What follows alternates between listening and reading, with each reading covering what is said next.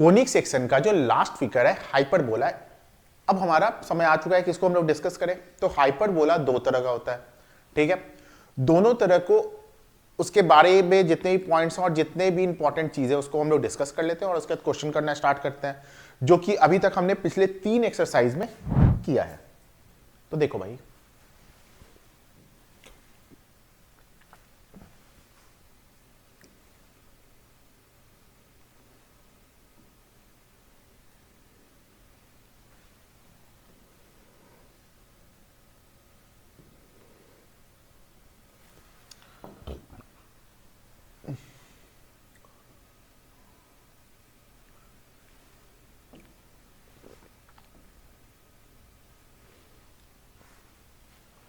एक तो तुम्हारा क्या होगा भाई, एक्स एक्सिस पे आएगा, ठीक है, और एक क्या होगा,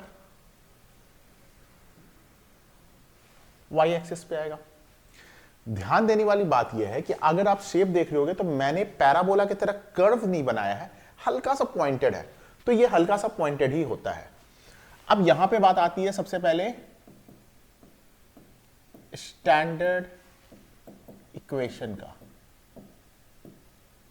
तो देखो, इसका स्टैंडर्ड इक्वेशन होता है x square upon a square minus y square upon b square is equal to 1। अब यहां पे एक बात समझना, ए और बी को मेजर और माइनर एक्सिस समझने की भूल मत करना, मतलब उस तरीके से मत सोचना, ठीक है, तो दिक्कत हो जाएगा। चलो यहां पे आते हैं। यहां पे जो है, एक मिनट, यहां पे जो है जरा देखते हैं, यहां पे क्या हो जाएगा भाई, वाई एक्सिस पे आ रहा है तो y square upon a square minus x square upon b square equal to 1, ठीक है। अच्छा, यहां पे पहले एक एक फिगर नहीं, दोनों साथ साथ में समझते चलेंगे। देखो, ये जो हो गया ना, ये अपना वर्टेक्स हो गया। वर्टेक्स क्या हो गया, a,0, जब ये एक्स एक्सिस पे बात हो रहा है, और ये क्या हो जाएगा, माइनस a,0। तो मैं वर्टेक्स क्या बोलने वाला हूं, प्लस माइनस a,0। यहां पे आते हैं, यहां पे वर्टेक्स और यहां पे होगा तो ये क्या होगा, 0,a, और ये क्या हो जाएगा 0, माइनस a।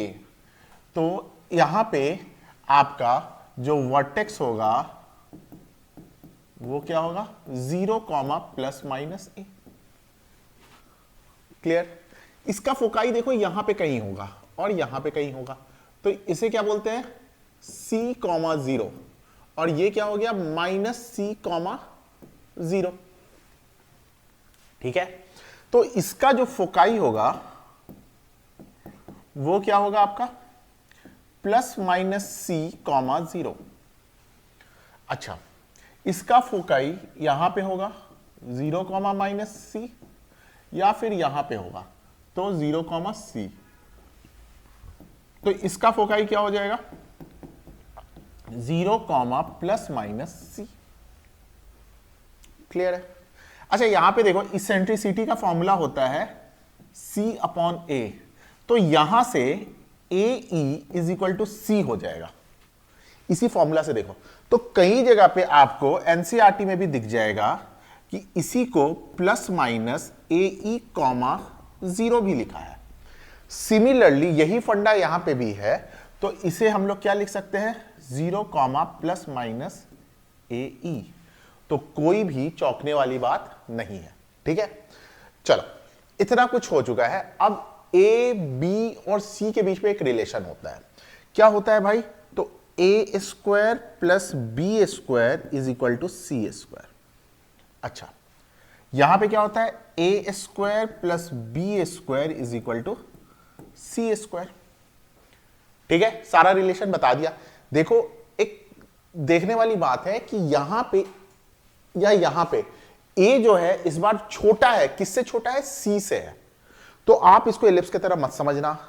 अब आप अगर इसको, मैं हट जा रहा हूं, इसका स्क्रीनशॉट ले लो, और सारा फॉर्मूला आपके पास आ चुका है, ठीक है। अब हम लोग क्वेश्चंस करना स्टार्ट करते हैं। क्लियर। यहां पे एक और बात है, इस बात को समझ लो। देखो यहां पे क्वेश्चन आपसे क्या पूछा जा सकता है वो देखो, ये जो दोनों वर्टेक्स के बीच में जो जगह है, ये जो दोनों वर्टेक्स के बीच में जगह है, इसको हम लोग बोलते हैं ट्रांसवर्स एक्सिस। ठीक है, और आपको क्या याद रखना है, आपको क्या याद रखना है कि जो ट्रांसवर्स एक्सिस होता है